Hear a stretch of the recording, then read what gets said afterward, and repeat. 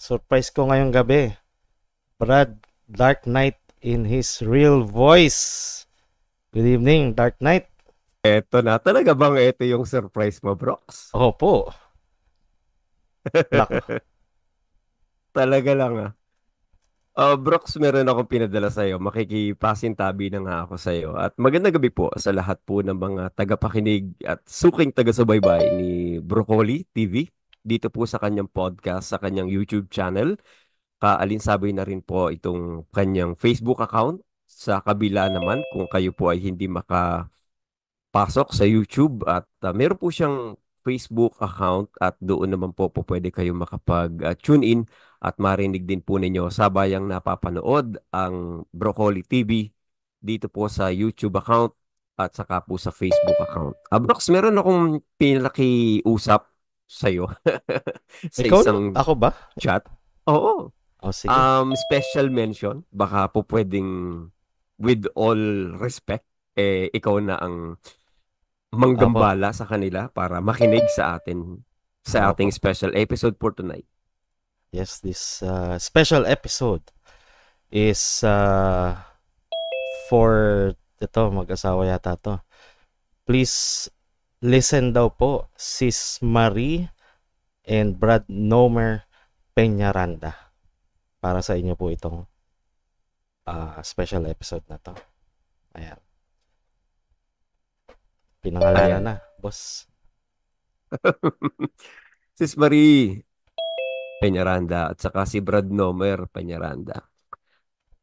Welcome po sa Pilipinas at nakita ko kayo sa panonood ko sa pasalamat at natutuwa naman ako dahil nandyan kayo at naririto kayo ngayon sa Pilipinas. It's been a while, napakatagal nating hindi na nagkita since noong tayo ay nagkahiwalay sa Qatar. And unfortunately, meron kasi Brox na naipadala sa akin na screenshot.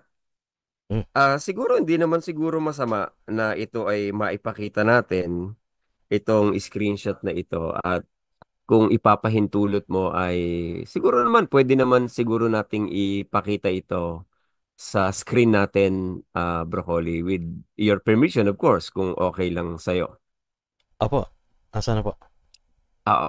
Um, Halukain ko lang dito sa Bool, Brox, saguli na ang tawag yata nila doon, ano. At kung papahintulot mo, bigyan natin ng pagtalakay itong isang malaking issue na halos bumalot sa Reddit na nakapagbasa ka ba ng Reddit for the day? Konti lang eh. Dami kasi. Konti po. At alam mo ba kung ano ang naging trending ngayon sa Reddit? Hindi pa. Ano po ba? Wala. Panis, ikaw ba'y nakikipamayan lamang sa Israel at hindi mo nalalaman ng mga bagay na doon ay nangyayari? Alam mo Ah, ba yung verse na yun? hindi po eh. Anong talata yan? Pero may verse ng ganun, boss eh.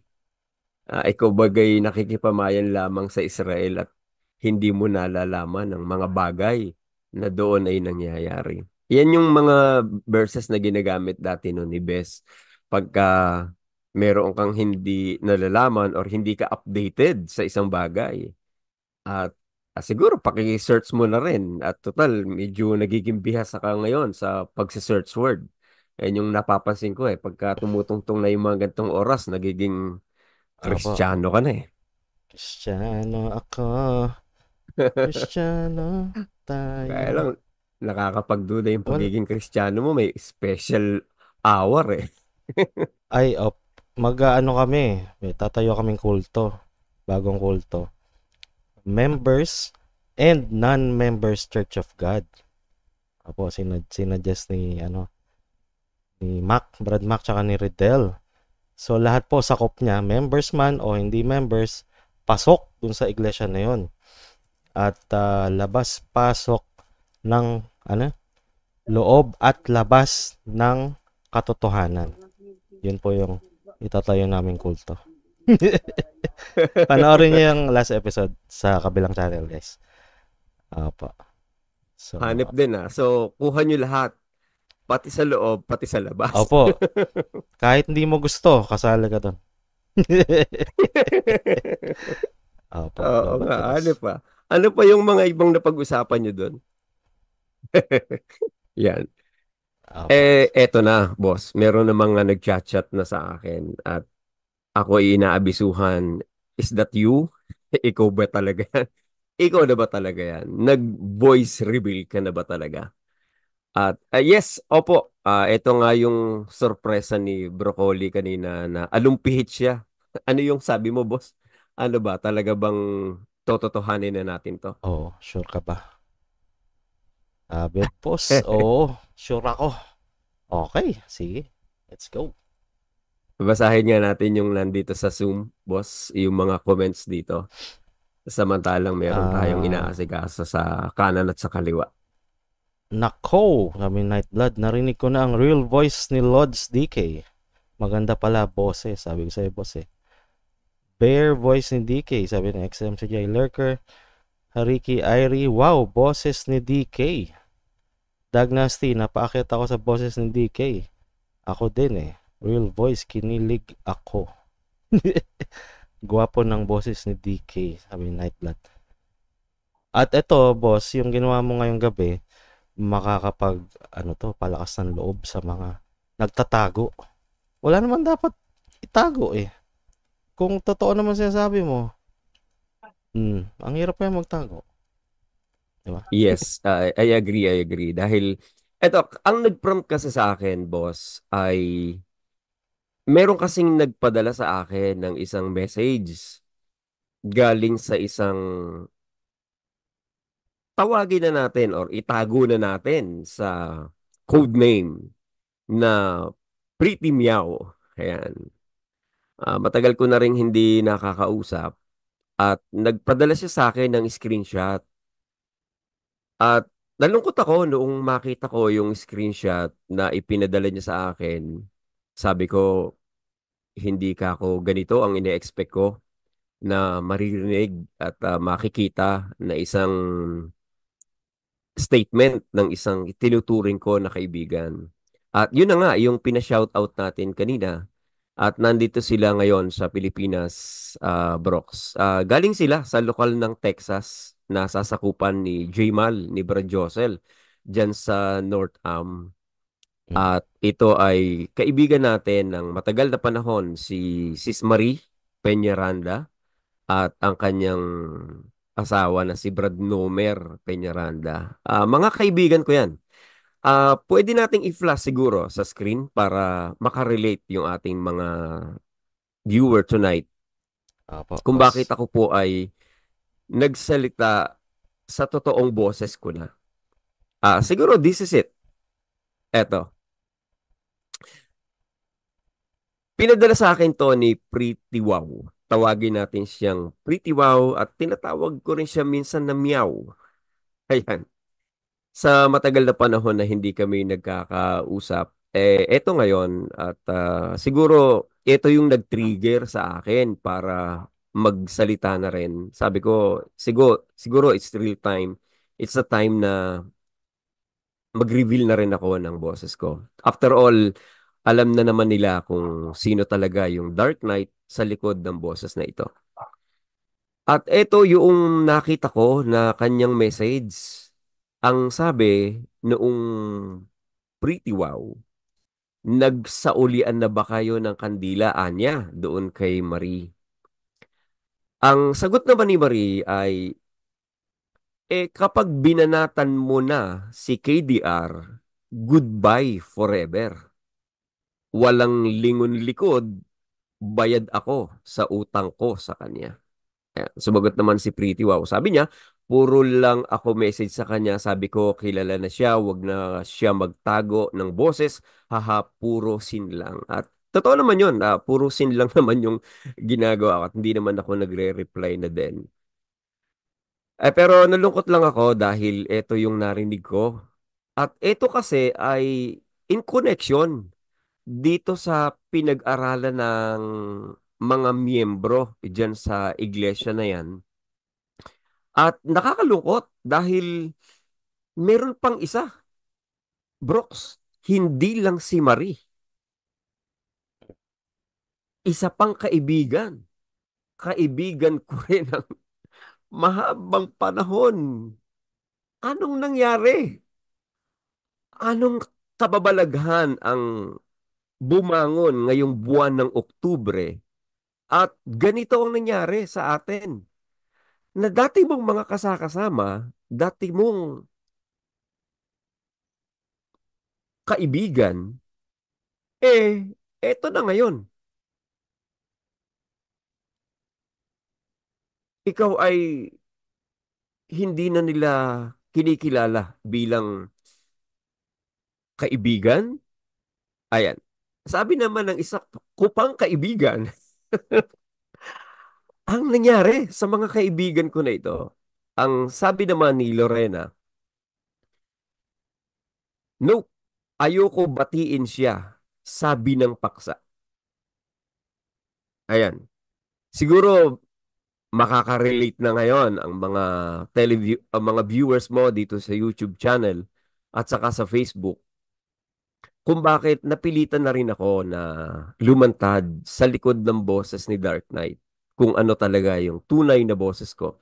At kung makilala man nila ako ay para sa akin okay na lang din. Wala na po akong magagawa dahil after all, alam ko naman na kilala na ako ng nakararami, lalo na ng mga kasama ko sa loob ng MCGI. At it's up to you people kung ako po ay inyong ah, gagahasin or kung ano man, i-ad hominem or ibubulgar or kung hanggang saan ba aabot yung inyong pagkakarakter assassination dito sa atin pong gagawin for tonight. At ako naman po ay nakahanda dahil wala naman tayong itinatago sa ating pagkatao at sa ating mga nagawa in the past. Dahil lahat naman po tayo ay mayroong mga pinanggalingan or mayroon tayong mga pinagdaanan or meron din tayong mga nagawa na hindi tama in the past. Pero those were the days na pagbayaran na natin yon at hindi na yon ang pinag-uusapan. Ang mahalaga po ay kung ano tayo ngayon at kung ano yung realidad na hinaharap natin ngayon dito sa ating panahon. At ito po ang magiging dahilan kung bakit ako po ay maririnig nyo na from now on sa tunay na boses ni Dark Knight. Yung Ayan. matinding pasabog. Ayan. Ah, sige, Sis Ansat. Welcome back. Actually, magpapahinga ako, Brooks, eh. Oo, Di ba yung sinabi ko sa'yo? napasugod. Pucha, stress na stress ako. DK, totoo na to? Ha? So, iniisip ko, papapalitan din ba yung AI? Papalitan din ba yung, ano? Pero ang gusto ko lang ipahatid, well, supportahan pa rin natin ikaw, DK, kahit ano mangyari. Kung yan, ready ka na, seems like. So, yun lang. So, kung ano man, sa mga nakikinig po, good evening sa inyong lahat. At ang hihilingin ko lang siguro, kung may idea na kayo kung sino si DK at naririnig niyo yung totoong boses niya, siguro ang hihingin ko na lang po na konting respeto, kung maaari lang sana, kung kilala niyo na siya at may idea na kayo kung sino siya, wag na lang po sana i-mention yung name niya sa mga chat. Yun na lang po siguro, DK, ang para sa akin. And congratulations sa decision mo. Brooks, alam mo naman, anything, um, if you need anything, let me know. Tapos, yun. DK, totoo na yan, ha? Grabe, na-stress ako sa'yo. Yun lang, napaakyat lang ako kasi sabi ko, shit, ito na ba talaga? Yun lang po, Opo, Brooks. Sige, back to you. yun. Oo. Okay. At totoo naman talaga, Ansat, kasi ginawa ko to para sa isang kaibigan. Brooks, makikihingi ako sa iyo ng kaunting mga minuto ha, sandali. Opo. Bago tayo pumalaot dito sa yung topic for tonight. Alam ko, meron kang topic episode dito sa 353 mo. Ano ba tong topic mo for tonight, boss? Yung wag tanggapin sa inyong bahay. Yung mainit ngayon sa Reddit. Oo. At bago tayo pumasok dyan sa Reddit, mga post ay pahintulutan mo lang saglit. At ito po kasi ay ginawa ko for special people na mga taong para sa akin po ay mahalaga. Pero ikinalungkot lang ng kalooban ko dahil meron akong hindi ine-expect na marinig sa binibilang ko at itinuturing ko na kaibigan. Ayan. And once again, umpisahan ko lang gaya ng nasabi natin sa umpisa nitong ating podcast. Ang main reason po ng akin pong paglalantad na ito ng aking tunay na boses ay dahil sa mag-asawang Nomer at Marie Peñaranda. Kung hindi po dahil sa inyo ay hindi po ako maglalantad ng aking tunay na boses sa likod ng mikropono. Kayo po ang talagang tunay na rason at dahilan kung bakit ako lumantad sa tunay na tinig ko na napapakinggan nyo ngayon sa Himpapawid, sa airwave, dito po sa YouTube broadcast na ito at saka sa Facebook ni Broccoli TV. Nalungkot lang ako at dahil doon ay napilitan akong siguro para maipakita kong espesyal kayo sa akin, magre-real voice talaga ako for tonight. Brooks, kung papahintulot mo, i-flash nga natin uli yung nasa screen na ipinakita mo na kanina yung Alin po? ah message ni Marie. Opo. Sige. Oo. Nalungkot lang kasi ako dahil nung sinabi niya na kapag binanatan mo na si KDR, goodbye forever. Ayon. Well, para kasi sa isang tao at sa isang kaibigan na alam mo namang wala kang masamang ipinakitungo sa kanya. Wala kang masamang tinapay na ipinakitungo sa mag-asawa. At siguro makaka-relate din itong ating mga viewers tonight. Siguro sa mga exiter at sa mga closet, marami sa atin, kasama na po ako, marami tayong mga kaibigan na nasa loob pa ng MCGI. Mare, hindi pa po nila alam yung tunay na identity natin, kung closet pa ba tayo or kung ano na baga ang estado natin. Dahil meron nga, naka-voice change pa rin at yung iba gumagamit pa nga ng pseudonyms, di ba? Pero dumarating yung point na hindi mo ini-expect in return yung sasabihin ng itinuturing mo ng mga kasama mo sa loob.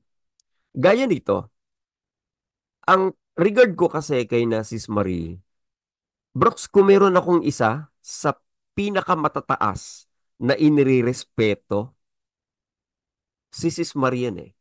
Ikaw ba, Brooks, meron kang taong ganon sa buhay mo na mataas ang regard mo? Opo. Meron din actually may sa ADD yung isang zone servant. Ang taas ang tingin ko doon. Talagang pag nagsasalita yun, nakikinig ako. Alam mo, boss, umexit siya this year lang, a few months ago. So, yun, meron po. Ganun. Di ba, no? Ayun, yun yung mga tao na ang taas ng pagkilala mo sa kanila. Actually, mabalitaan lang kita, Brooks. Mabigyan lang kita ng background. Kaya ako nasasabi na mataas ang regard ko sa mag-asawa na yan. Kasi si Sis Marie, host kasi yan ng UNTV. Kung kilala mo si Dr. Vien, siguro somewhere 2005 at 2004, kung hindi man ako nagkakamali. Siguro yun yung mga panahon na yon na nag-host si Marie together with Dr. Bien sa UNTV noon. At napapanood ko si Marie noon, saka si Dr. Bien. At fan talaga ako ng tandem nila. At way back then, nandun ako sa isang bansa kung saan ako naipadala. At nabalitaan ko na pupunta raw doon sa bansa na yon si Marie. At yung pakiramdam na yon na excited, ano? Napaka-exciting dahil, wow ako, yung pinapanood-panood ko lang sa telebisyon, makikita ko in person. Yung hinahangaan ko sa telebisyon, makikita ko ng personal. Ikaw, Brox, yung ganun na klase, ano ang mararamdaman mo? Palagay mo ba yung nararamdaman ko, sa tingin mo ba yun din yung mararamdaman mo by that time? Yes po. Ganun din po. Di ba, no? Kasi napaka-exciting nung ganung moment na napapanood mo yung hinahangaan mo, tapos eto makakadaupang palad mo. At eto na nga ang kasaysayan ng mundo. Dumating sina Marie noon sa lugar na yon at nakasama ko sila. At siyempre, ang pakiramdam ko noon, masaya ako dahil itong hinahangaan ko at napapanood ko, kasama ko na in person. And nag-start kami sa maayos na pagsasama ng mag-asawa ni Brad Nomer. At sila po ang naging dahilan para sa inyong kaalaman, kaya po na-register ang UNTV Qatar diyan sa Doha. Ayan, nasabi ko na rin lang. Total, dire-diretso na natin, lubus-lubusin na natin. Kaya po nairehistro ang UNTV sa Qatar dahil po kay na Marie Peñaranda at Nomer Peñaranda. Kung hindi po dahil sa kanila, sa courtesy ni Jabar Adjong, yung amin pong konsul noon, hindi po marirehistro ang UNTV. At dapat maging thankful ang UNTV kay na Marie dahil sila po ang naging dahilan kaya nagkaroon ng magandang imahe ang UNTV Qatar dahil po sa pag-i-initiate ni Sis Marie na mairehistro ang UNTV. At from there, ayun po, nag-kick off na yung UNTV at regular na nagkakaroon ng broadcast. Imagine I don't know kung sa Middle East, Qatar ba ang nag-start or Dubai?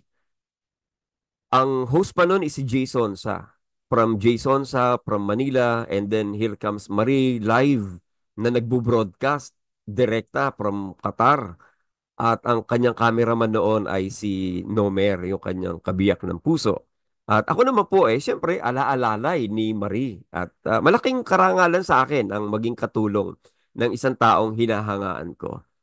And from there, ayun, tuloy-tuloy na po, nag-progress na, nakapag-establish na ng pangalan, at lahat ng mga activity under the umbrella ng Philippine Embassy, lagi pong nandun ang UNTV at hindi nagpapahuli sa GMA at saka sa ABS-CBN. Hindi matatawaran ang kanila pong kontribusyon pagdating sa broadcast ng UNTV. At nung panahon na yon ay napasok naman ako sa isang magandang kumpanya at magandang trabaho.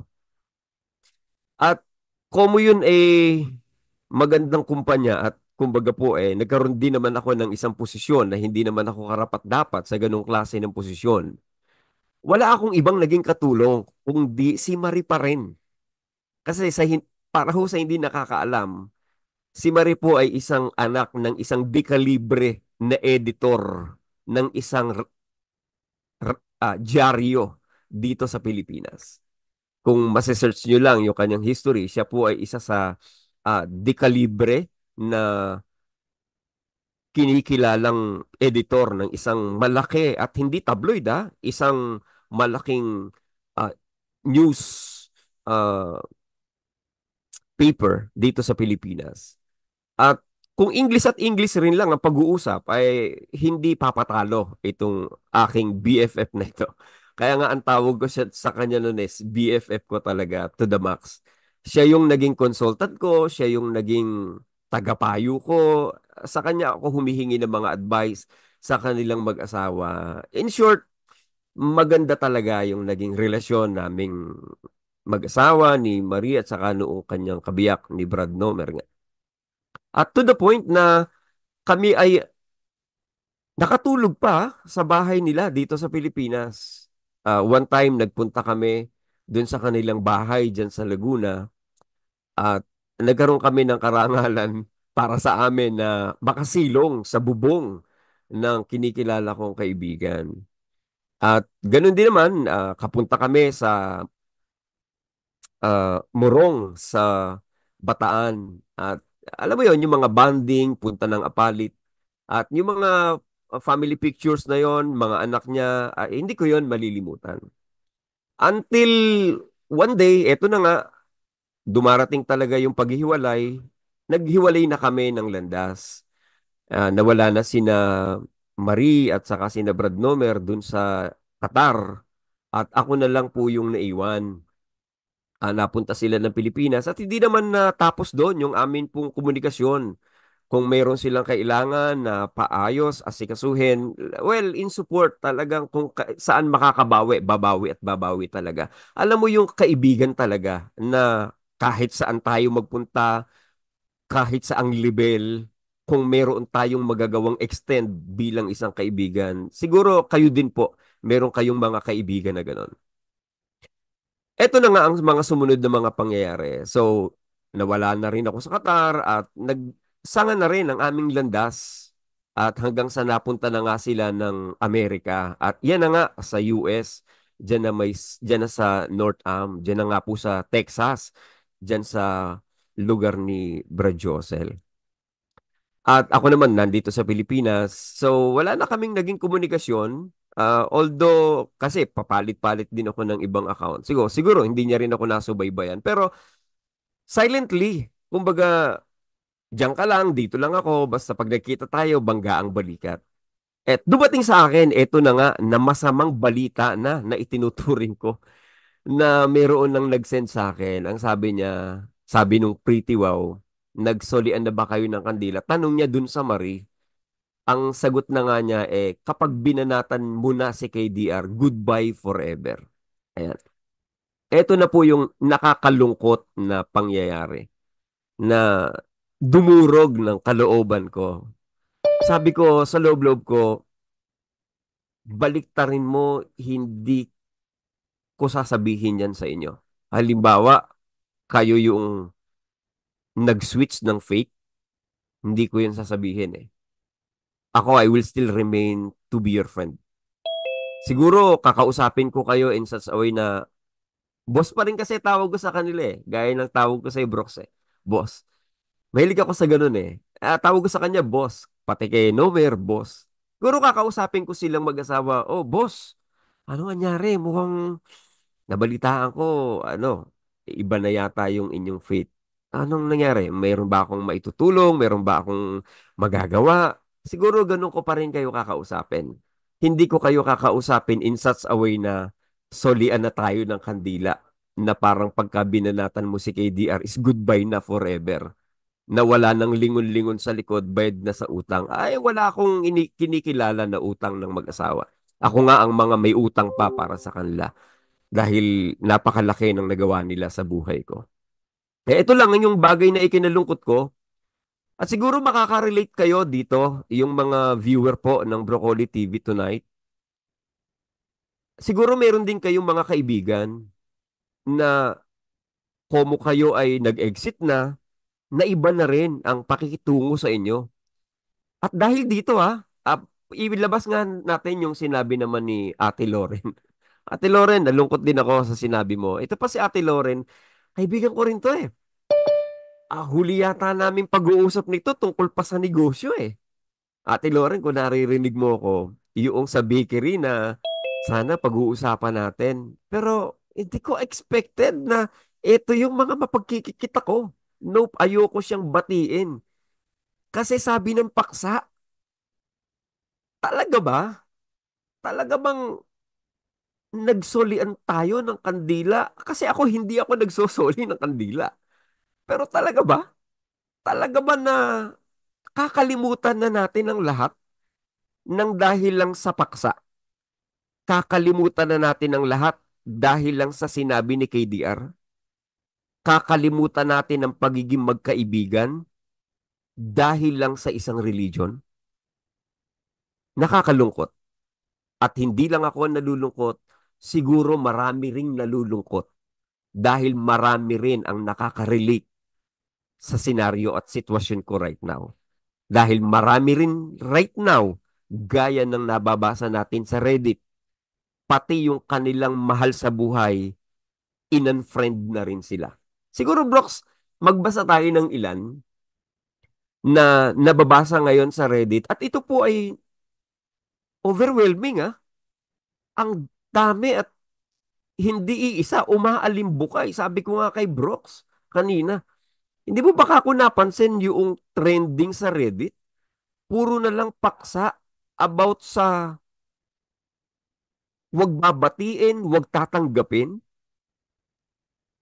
At pati sa mga post ng maraming nasa Facebook, yan din yung kanilang mga ipinopost na nakakurious sila. Bakit daw nagkaganon? Ano ba? Bakit ganito nangyari? Palatandaan pa ba yan ng tunay na religion? Ayan. Siguro kung magkakaroon tayo ng opportunity ay maipakita natin at maiparinig natin sa atin pong mga taga-subaybay for tonight. Yung mga ilang commentaries dito po sa huwag nang babatiin at huwag nang papatuluyin. Ayan. Pagbigyan natin tong isa na ito. Nalilito ako, ano bang ibig sabihin ng paksa nila?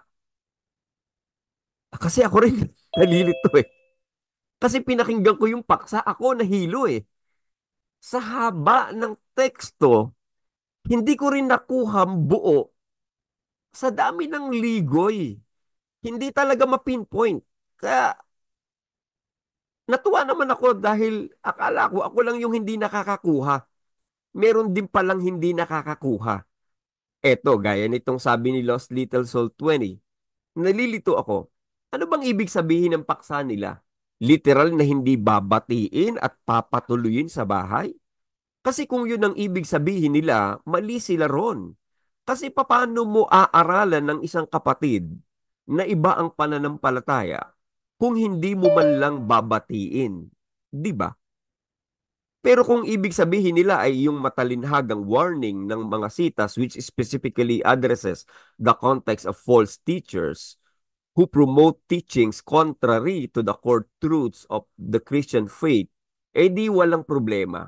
Tama pa rin yung pagkakaintindi nila sa sitas. Dito, with all due respect naman, medyo may sabit nga yung sitas eh. At dyan, makikita nyo po later dito po sa ating podcast kung bakit natin nasabi na mayroong kaunting sabit dun sa explanation ng mga verses. Ayan. Isa po yan sa mga post na nabasa natin sa Reddit tonight na this day na pumaimbulog at naging trending. At hindi isa ang nag-post, dalawa, tatlo, apat. At ito lang yata yung araw na nakita kong halos pare-pareho rin lang ng mga post. Ayan. Sabi naman dito nung isa na nag-post din, wag batiin. Grabe talagang magpaksa itong si Kuya, puro self-interest.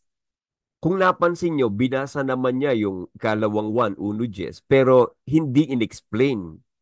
Sinabi niya lang na hindi dala yung aral na ito. Sobrang generic, di ba? Pero alam naman nating lahat yan, yung tinutukoy niya, yung mga umalis sa iglesia.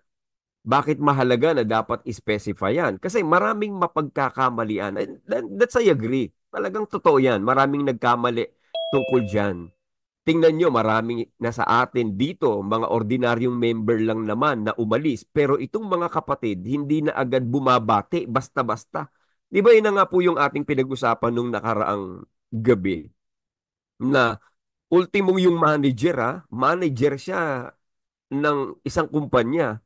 Yung kanyang mga subordinates na mga miyembro din, abay, hindi siya binabate. At yung isa yata ay hindi pa nagpapaalam pagka uuwi.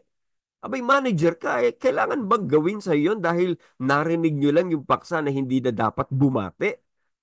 Ayan. Kahit kamag-anak o kaibigan, wala nang bati-bati. Well, thank you kasi mga kapatid, laging may short-term memory. Kalaunan, papansinin ka rin yan, lalo na may kailangan sa'yo. Basically, pinapakat-price na sila sa'yo. Pero kung pag-aaralan nyo yung buong ikalawang Juan, later kasi yan ng pagbati at warning. Intended yan sa ilang kapatid na gusto niyang kamustahin. Hindi specified kung kanino o saan kasi delikado at inuusig ang mga Kristiyano sa panahon noon. Pero Bible scholar suggest para sa mga taga-Epeso, lugar na tinirhan niya, pinaglingkuran niya bilang apostol daw ang letter na yan. So medyo may mga pagka-exclusivity itong letter na ito at hindi basta-basta na ginagamit. Ayon. So, sa akin lang naman ito. Ayan, yun na yung take niya doon sa Bible verse na yon. At pag-uusapan natin yan miya-miya ng kaunti. Yan po, isa lang yan sa mga nag-post sa araw na ito ng kanilang mga sentimiento tungkol dyan. At gusto ko po siguro na dito umpisahan itong podcast ni Broccoli na pinamagatang "Huwag Tanggapin sa Inyong Bahay."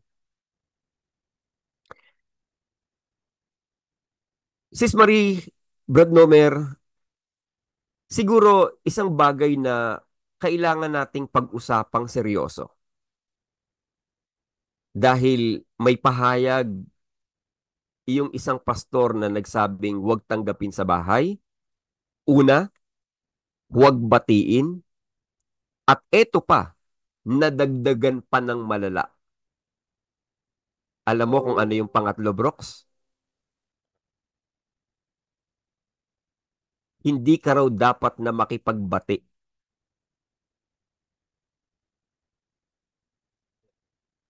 Narinig mo yung pangatlo, Brox? Ulitin mo nga. Pero yung pag-uulitin mo yung salita, medyo maragsa ang bigkas ha. Huwag medyo malabnaw. Ulitin ko, Brox. Yung una, huwag tatanggapin sa bahay. Yung ikalawa, huwag raw babatiin. Yung ikatlo, huwag raw makikipagbati. Pakiulit mo nga, Brox. Ayusin mo ang bigkas ha. Opo. So, wag niyong tatanggapin, wag niyong babatiin, at yung pangatlo ay wag niyo silang batiin. Ano? Bati. Hindi na tayo bati. Ganon. Hindi na tayo batiin. Ah, Ibig sabihin, huwag raw makikipagbati. Ayun. Sa mga punto na ito, huwag daw tatanggapin sa bahay, huwag daw babatiin, at ito pa nga, napakalala, huwag ka raw makikipagbati sa mga hindi dala ang aral ni Kristo.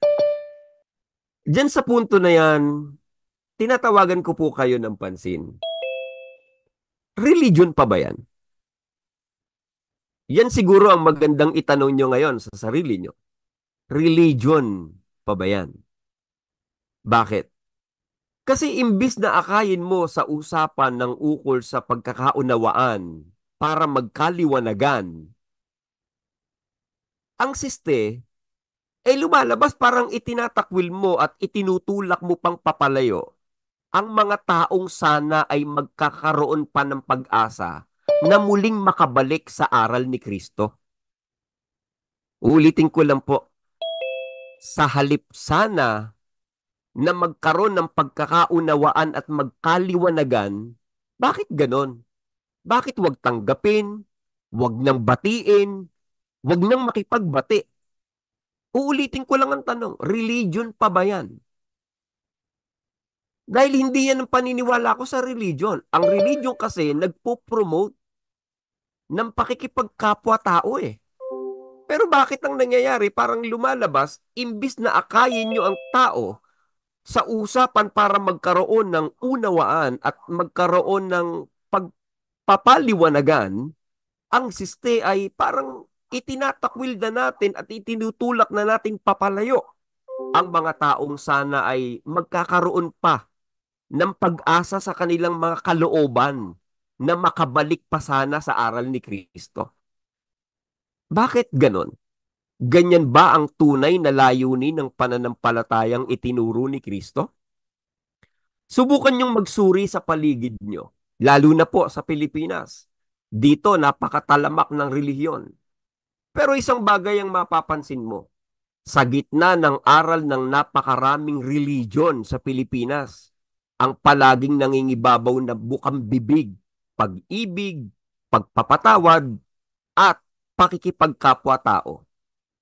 Pero, ang malaking pero ngayon, sa kabilang banda, kayo na nagtuturo at puro bukang bibig ng pag-ibig, mismo sa inyo nang gagaling at sa leader pa ng relihiyon na ginagamit ang pulpito para itaguyod ang pagkakahati-hati at pagkakapaksyon-paksyon, hindi lamang ng magpapamilya, ng magkakamag-anak, pati na ng mga magkakaibigan.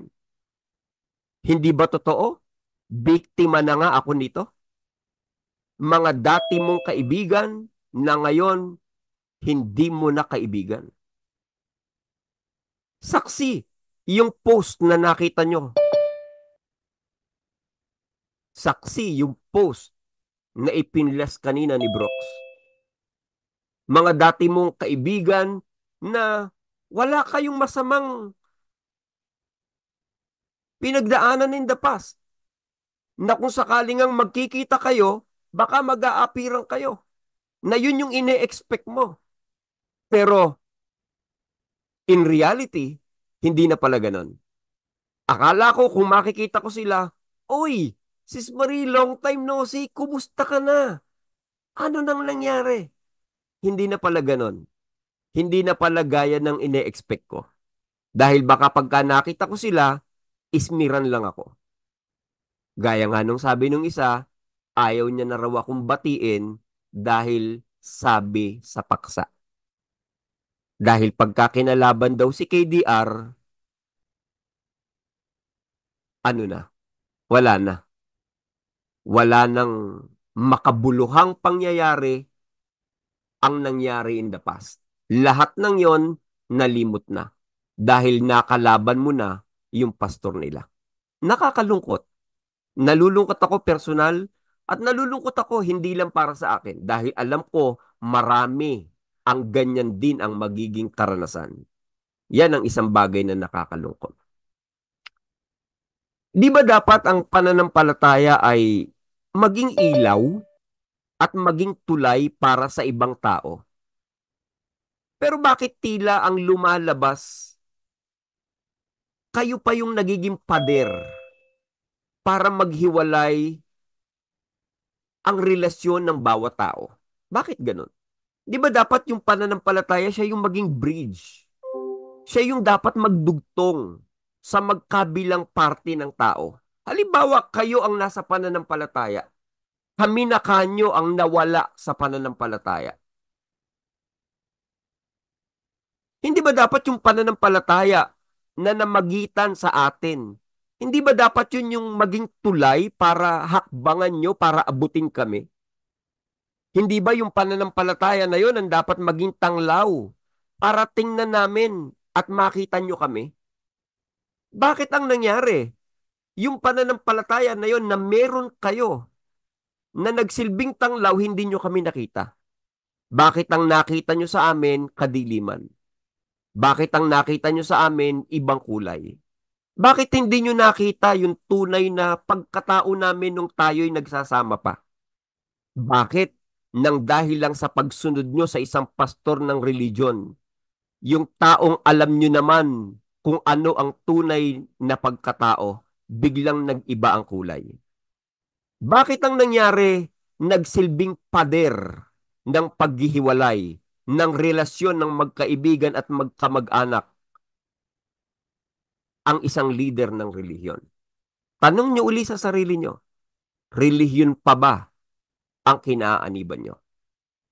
Hindi ba dapat ang pananampalataya ay magsilbing liwanag sa puso at isip ng bawat miyembro? Di ba yan ang dapat na maging tanglaw sa puso nyo at sa isip nyo. Pero bakit parang ang nangyayari, yung pananampalataya nyo na yan na tinanggap, na wag tanggapin, wag batiin, wag makipagbati, yung pananampalataya na yan pa ang nagsarado ng pintuan para magkahiwalay ng landas ang dating magkakasama sa religion. Bakit? Tanong nyo sa sarili nyo, religion pa ba yan? Bakit nang dahil sa bulag na pagsunod sa leader ng isang religion, parang nalimutan na natin ang kahulugan ng salitang respeto sa kapwa? Di ba kung nananatili ang respeto natin sa kapwa, hindi ba dapat isang tabi natin yung issue natin about religion? Kasi wala naman tayong masamang pinagsamahan in the past. Hindi naman tayo nagmurahan.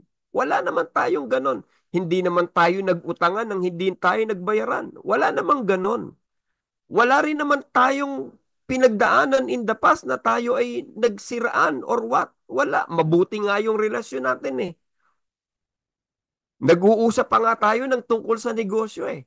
Nag-uusap pa nga tayo ng magagandang plano kung saan tayo pupunta. Bakit ganon? Ano ang nangyari? Dahil lang sa pagsunod natin sa leader ng isang religion, nalimutan na natin ang kahulugan ng salitang respeto, nawala na sa atin ang salitang memories in the past. Wala na sa atin lahat ng maliligayang araw na pinagdaanan natin in the past. Nakalimutan na natin. Bakit ganon? Nalisya lang kami ng pananampalataya and it seems all out war na. Bakit ganon? Palagay nyo na kami na yung mali. Kami na yung may diferensya. Bakit ganon? Kami yung may mali. Sabihin nyo na nga. Kami na tong umaako. Sabihin nyo na nga na kami na nga yung may diferensya. Kayo pala ang mabubuti. Kayo pala ang mababait. Kayo pala ang mga nasa pananampalataya. Kayo pala ang sagana ang pag-ibig. Kayo pala ang inaakay ng Espiritu Santo. Ganyan ba ang pag-akay ng Espiritu Santo? I-block nyo yung mga taong nagkaroon ng duda gaya namin? I-kick out nyo sa GC yung mga taong kagaya namin na mayroong tanong at may pag-aalinlangan? Yan ba ang natutunan nyo sa Diyos ng pag-ibig? Tatakan at saraduhan ang pintuan ng pagkakasundo dahil lang sa maling interpretasyon ng talata ng Biblia. At hindi ito ang aligasyon. Mamaya, papakita namin sa inyo kung bakit napakalaking pagkakamali na i-interpret mo na ito ay tumutukoy sa mga miyembrong kasamahan ninyo sa relihiyon. Mamaya ang tabayanan po ninyo. Kung talagang kayo'y naniniwala na ang Diyos ay sagana sa pag-ibig, sa kagandahang loob, alam nyo yan. Maria, alam nyo yan. Alam nyo na ang Diyos ay banayad sa pagkagalit. Hindi ba dapat sa halip na tanggihan o itakwil ang mga kasamahan nyo na nag-iba ng paniniwala o nalihis ng paglakad? Hindi ba dapat iyakapin natin sila ng malalim na pangunawa? Hindi ba dapat abot kamay ang pagsagip natin at pananalangin para mahikayat niyong muli? Pero meron pa bang espasyo sa puso nyo yung mahikayat na muli? Meron pa bang espasyo sa puso nyo na sana maibalik natin ang nakaraan? Meron pa ba? Nagtatanong lang naman kami. Pero parang wala na. Kasi ito na yung naririnig naming pananampalataya nyo. Huwag batiin, huwag papasukin, huwag tanggapin, at huwag makipagbati. Pero ano ang manifestasyon ng bukang bibig ng pag-ibig nyo? Eto na. I-block pag hindi ka diwa. I-kick out sa GC pag hindi ka pananampalataya. Kung talagang gusto nating maging makabuluhan ang ating pananampalataya, na hindi bunga ng paimbabawa, kung talagang ang sinasabi natin ay makabuluhang pananampalataya, na hindi paimbabaw na pananampalataya, tingnan nyo ang mga kapwa nyo bilang kapatid at hindi bilang kaaway. Hindi nyo kami kaaway. Hindi po sa pag-aaway o pagtatakwil ang sagot. Wala diyan ang sagot. Sumagip kayo patungo sa daan ng pag-ibig. Makitungo kayo at maging mabuting halimbawa. Kayo ang nagsasabing kayo ang Kristiyano, MCGI shines, MCGI cares. Kung talagang totoo yan, maging mabuti kayong halimbawa dahil kayo ang nagkiklaim ng pagiging tunay na Kristiyano. Dapat ipakita nyo sa gawa dahil yan ang totoong misyon ng pagre-religion. Ilang Brox. Magandang gabi sa inyong lahat. Sana, His Marie Bradnomer, sa ginawa ko na to, makapag-usap tayo. Mabigyan nyo kami ng pagkakataon, makapaglahad kung ano ba talaga ang nasa likod kung bakit kami nagkaganito. Hindi kami masama. Majority ng mga nakasama ko rito sa Reddit, dito sa podcast, mga taong masasabi namin na kaya lang nagkaganyan dahil may mga bumangon na pag-aalinlangan. Hindi sila masasama. Huwag niyo po silang tingnan as mga taong walang kwenta at hindi mananampalataya. Kung papaanong nagtiwala po kami sa inyo, ganun din po ang pagtitiwala namin sa mga taong ito. Baka nga pagka narinig nyo ang mga istorya ng buhay ng mga taong ito, maglulubag ang kalooban nyo. Kasi itong mga taong ito, nagbuwis ng buhay nila. Hindi 5 taon, hindi 10, hindi 20. Meron malapit ng umabot ng 30 taon. Naalihis lang sila. Namatay si Bess. Namatay yung brother Ellie.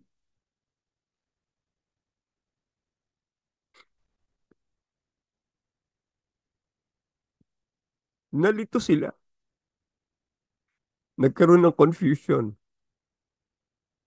Naalog. Masisisi nyo ba sila? Nagtanong. Naganap ng sagot. Wala silang makita.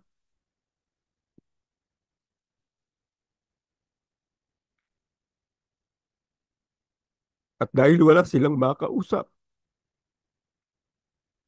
ito ang nangyari. Yung iba, pinanlamigan ng pananampalataya. 20 taong nagpahaba ng buhok. Napilitang magpaputol. Yung isa, nasabi niya na parang gusto niya na lang na mamatay. Alam niyo ba mga pinagdaanan namin? Alam niyo ba ang mga pinagdaanan ng nasa Reddit? Alam niyo ba ang pinagdaanan ng mga tao? Akala niya yung mga masasamang tao. Hindi niyo alam. Hindi niyo alam yung bawat gabi na hindi rin kami nakakatulog. Dahil ang iniisip namin, binawian na kami ng espiritu. Ang iniisip namin, tinakwil na kami ng Diyos. Ang hirap nun. Mabigat yun sa kalooban. Hindi po lang yun isang gabi. Hindi isang linggong pagtitiis yun. Hindi isang buwan yun na pagtitiis. Umabot kami ng taon bago namin natanggap ang katotohanan. Maraming luha, maraming gabi, maraming sandali. Yung isang kakilala ko, right now, na-diagnose siya ng depression. Hindi niya kinayanan. Yung pananampalatayang ang akala niya ay totoo, hindi siya makapaniwala.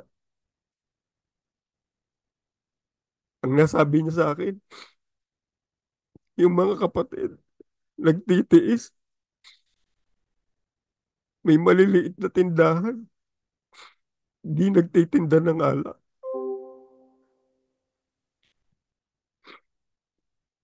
Tapos makikita mo yung leader mo, may tinda ng alak. Ba't hindi sagutin? Para mawala yung agam-agam ng ibang kapatid. Nasaan ang pagmamahal? Naghahanap ng sagot. Pero ano ginawa natin? Ang may alinlangan, i-block nyo. Ang may duda, i-block ko pa yan. Hindi kayo nag-extend ng kamay. Pinabayaan niyo yung mga tupa. Kaya kung nakita niyo man silang ganyan na ngayon, hindi niyo yan masisisi sa kanila. Sila po ang nagdanas ng maraming hirap ng loob. Ano ginawa niyo? Pinalagay niyong masasama. Huwag niyo kaming tingnan bilang masasamang tao. Kung malalaman niyo lang kung saan kami nanggaling, masasabi niyo ang mga salitang nauunawaan namin kayo. Kaya lang, sarado ang pintuan at ito ang nakakalungkot. Huwag niyo silang tanggapin sa inyong bahay, huwag niyo silang batiin, at huwag kayong makipagbati. Nakakalungkot na pangyayari. Babalik ko lang, sinasabi ko kaninang tanong, religion pa ba yan? Kayo na ang sumagot sa inyong mga puso kung religion pa ba yan. Kasi meron akong nabasang isang article na ipapalabas sa inyo ni Broccoli na dito na alarma ako. Brox, pakilabas nga natin to. Apa, wait. Ang sabi, kasi ang religion, pasensya na po sa lahat ng nakikinig tonight. Hindi lang mapigilan ng emosyon.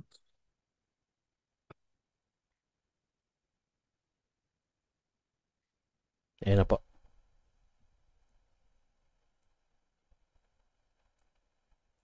Ayan. Ang sabi po dyan, warning signs of a cult. The leader is always right. Nung makita ko to, may takot at bigat na bumalot sa kalooban ko na, ba't ganun? Sign pala to ng isang kulto.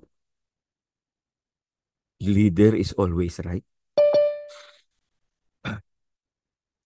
Kaya pagka nagtanong yung leader, laging siya yung bida, siya yung tama, walang mali, ang galing po nito, ang ganda po nito. Wala nang mali. Wala na tayong nakitang mali. Wala na tayong naging tanong. Tinatanong tayo ng leader, KNP.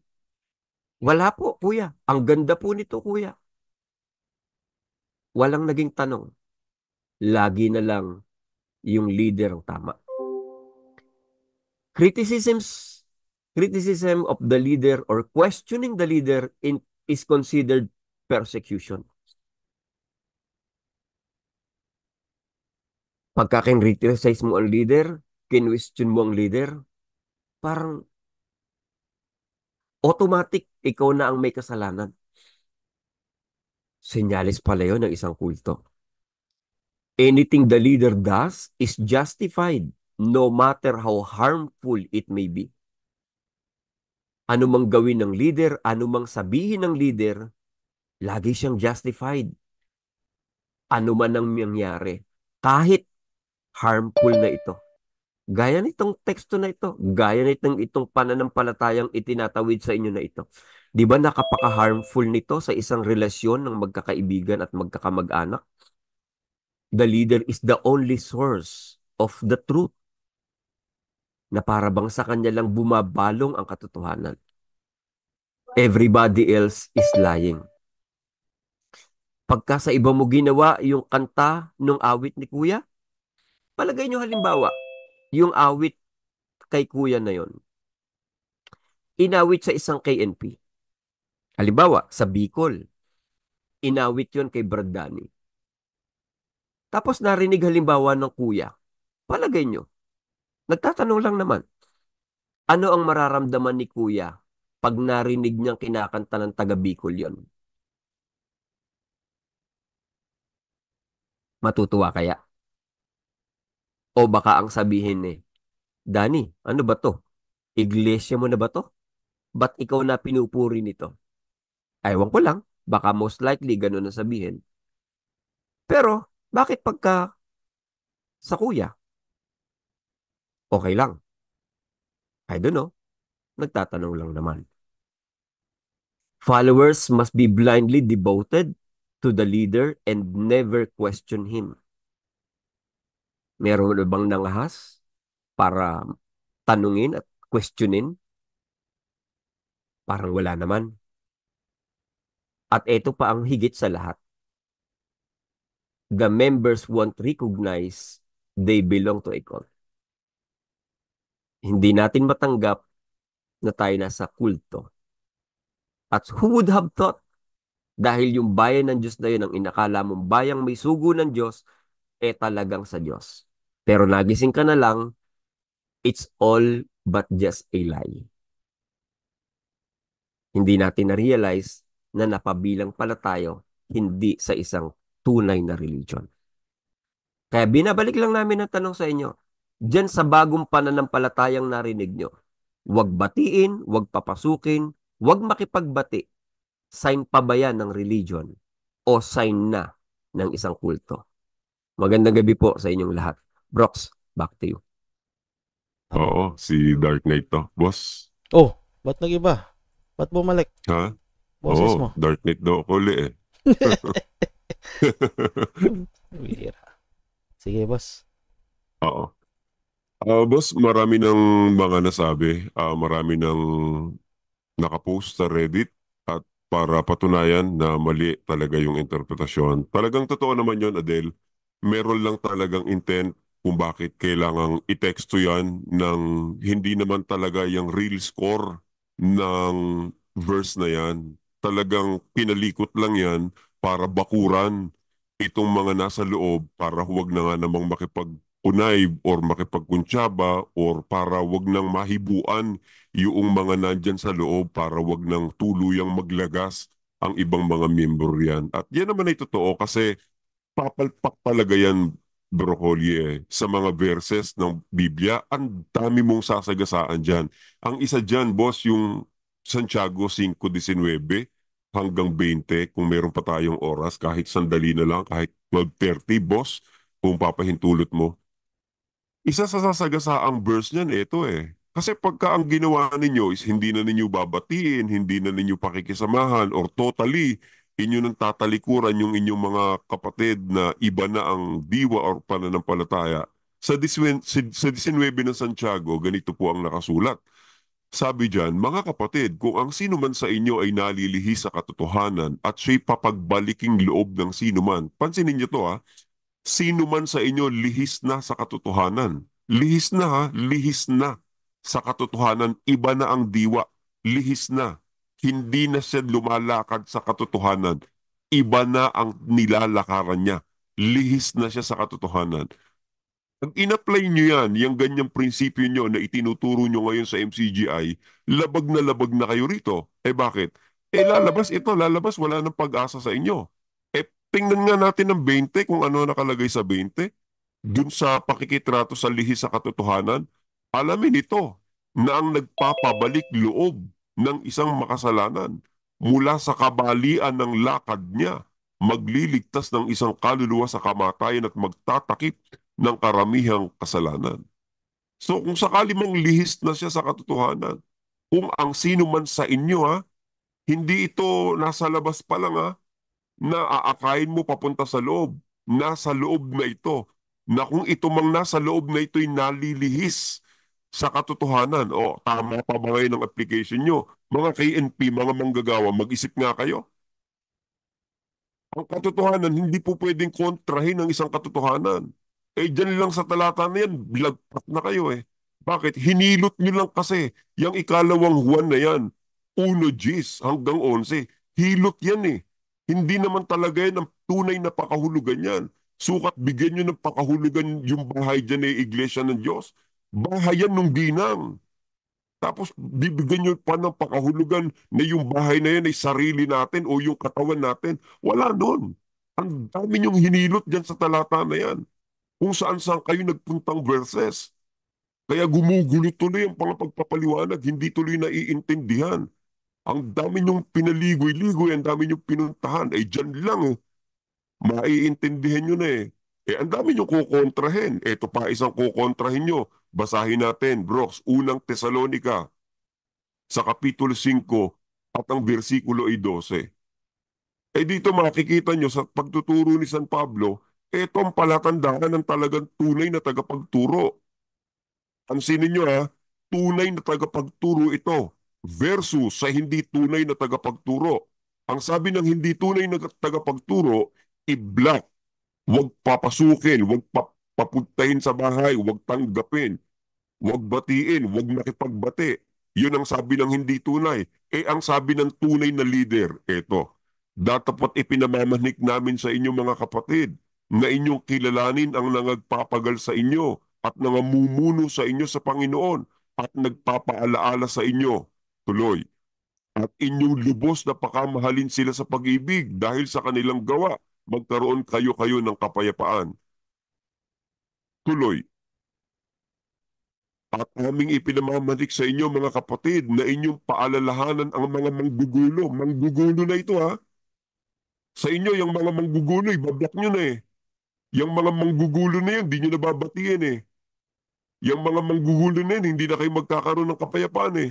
Pero ang sabi ni San Pablo, ipinamamanik ko sa inyo mga kapatid, yung mga manggugulo na yan, paalalahanan ninyo. Tingnan nyo ang budi ng isang leader na sa Diyos, papaalalahanan niya pa ang mga manggugulo, papalakasin ang mga mahihinang loob, alalayan ang mahihina, at maging mapagpahinuhod kayo sa lahat. Tuloy.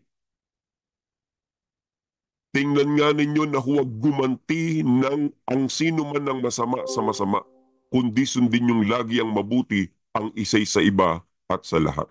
Ayan. Kung mapapansin nyo, ganyan ang pinagkaiba ng leader na sa Diyos na pati yung manggugulo, binibigyan niya ng chance, paalalahanan nyo, palakasin nyo, yung mahihina ang loob, yung leader nyo, i-block nyo, yung mga may duda, huwag nyong tanggapin.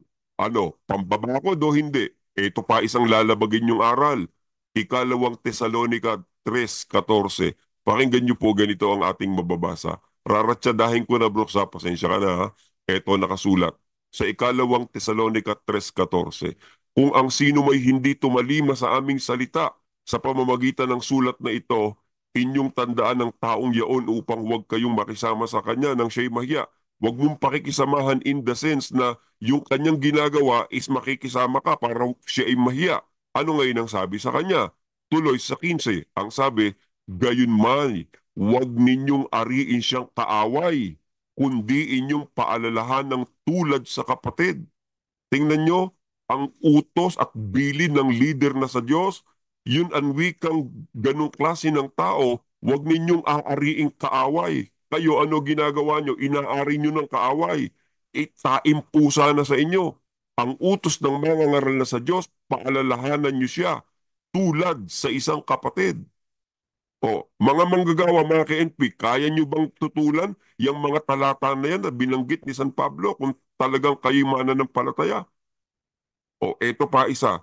Eto ha, ang may laban dito ang Diyos. Diyos ang may laban ha. E tingnan natin kung paano pinakikitunguhan ng Diyos. Itong mga taong ito, may laban siya sa mga taong ito. Basahin natin ang Apokalipsis 2, versikulo 1.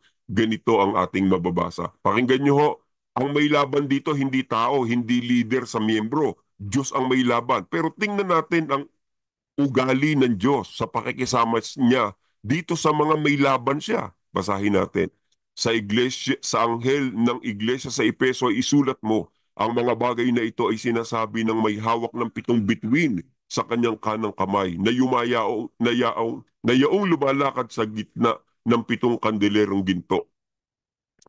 Tuloy-tuloy lang, bro, ha? Nalalaman ko ang iyong mga gawa at ang iyong pagpapagal at pagtitiis at hindi mo matiis ang masasamang tao at sinubok mo ang nagpapanggap na apostol at sila'y hindi gayon at nasumpungan mo silang pawang bulaan at may pagtitiis ka at nagbata ka dahil sa aking pangalan at hindi ka napagod. Ngunit mayroon akong laban sa iyo. Sino ang may laban ako sa iyo? Ano ang laban ng Diyos sa kanya? Iniwan mo una mong pag-ibig. Itong Diyos na may laban sa taga-Epeso na iniwan ng pag-ibig, papano't itinrato ng Diyos ito? Alalahanin mo kung saan ka nahulog, magsisi ka. Napakagandang budhi ng Diyos na tunay na Diyos. Magsisi ka. Alalahanin mo kung saan ka nahulog. Diyos na to, ha, leader nyo. I-block nyo, wag niyong papasukin sa bahay nyo. Wag niyong batiin, wag kayong makipagbati. Visit kayo. Ganyan ba ang natutunan nyo sa pagbabasa nyo ng Biblia? Ganyan ang natutunan nyo kay Bes? Ito Diyos na mismo, may laban siya. Pero kahit may laban siya, ang bilin niya, alalahanin mo kung saan ka nahulog, magsisi ka, gawin mo ang iyong unang gawa. Binibigyan pa rin ng Diyos ng chance. Itong mga taga-Epeso, kahit na po sila ay nakagawa ng paglaban sa Diyos, iniwan na nila ang kanilang unang pag-ibig. Binibigyan niya pa ng chance na magsisi. Kayo, yung mga nag-iwan ng unang pag-ibig, ano naririnig namin sa inyo? I-block nyo na yan. Huwag nyo nang i-entertain yan. Yan ang masama sa inyo. Eto pa, isa, Brooks. Pansinin nyo, eto hindi lang nag-iwan ng unang pag-ibig, ha? Nang hahawak pa sa aral ni Balaam, 2:14 ng Apokalipsis. Pakinggan nyo, kumain na to, ha, ng hain sa Diyos-Diyusan. Nakiapid na to, gumawa na ng kasalanan sa Espiritu. Pero anong sabi ng Diyos sa kanila? Datapot mayroon akong ilang bagay na laban sa iyo, sapagkat mayroon ka diyang ilan na nang hahawak sa aral ni Balaam, na siyang nagturo kay Balak na maglagay ng katisuran sa harapan ng mga anak ni Israel, upang magsikain ng mga bagay na inihain sa mga Diyos-Diyusan at makiapid. Gayon din naman na mayroon kang ilan na nang hahawak sa aral ng mga Nikolaita. At magsisi ka nga, kung hindi, madaling paririyan ako sa iyo, babakahin ko sila ng tabak ng aking bibig.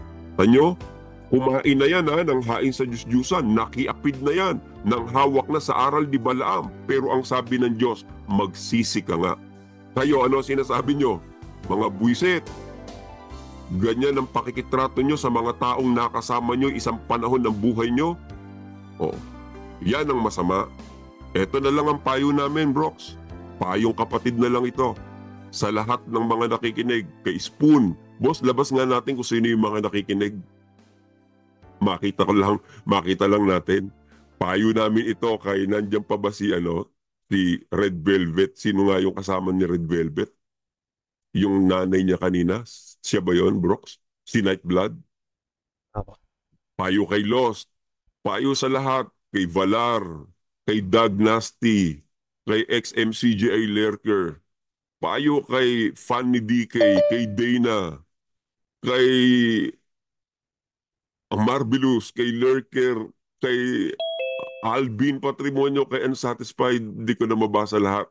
Pasensya na kayo kung hindi ko na nabasa po lahat. Payo sa lahat. Eto. Kung ayaw na nila sa atin, that's okay. Kung ayaw nyo na po sa amin, that's fine.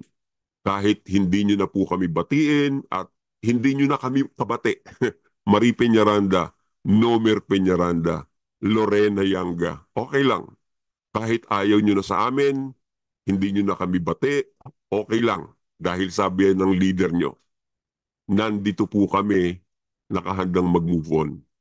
Sama-sama kaming magsasabi nito. Ako na lang po ang magsasabi on their behalf.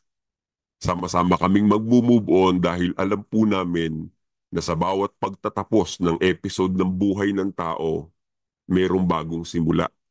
Yon ang aming alam.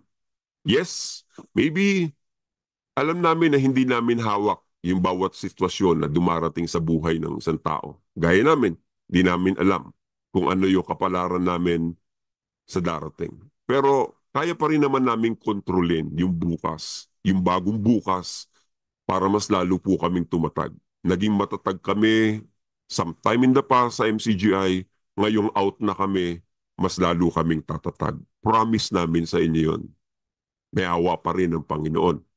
Kung yung Panginoon na yon ang nakikilala niyong totoo, meron kaming nakikilalang mas mabait na Diyos, hindi kagaya ng Diyos na nakikilala niyo. Kung hindi nyo man kami kayang ibilang na bilang kaibigan, isa lang ang masasabi namin sa inyo, mananatili pa rin kaming kaibigan nyo. Yes, and that's the promise. We will always be wishing you all the best. Pagka nagkasalubong po tayo, kami pa rin po yung dating kami na makikipagtawanan sa inyo, makikipagkulitan sa inyo. Pero gaya nga po ng sabi ko, mag-iba man kayo dahil sa ngalan ng religion, that's fine. That's okay. We totally understand.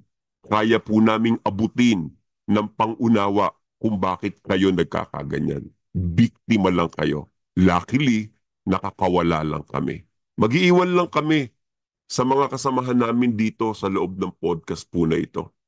Na kung tawagin nila ay tayo'y masasama, tayo ay may mga masasamang diwa, demonyo si Broccoli, demonyo si Adele, tawagin nyo na po kami ng mga pangahas. Tawagin nyo na kami ng mga hindi nagpapasakop sa pangangasiwa. Sa lahat po ng mga nakasama namin, nakadaupang palad namin, huwag kayong mawalan ng loob. Naniniwala kami. Naniniwala tayo. May nakalaang mabuting bagay sa bawat bigat ng kalooban.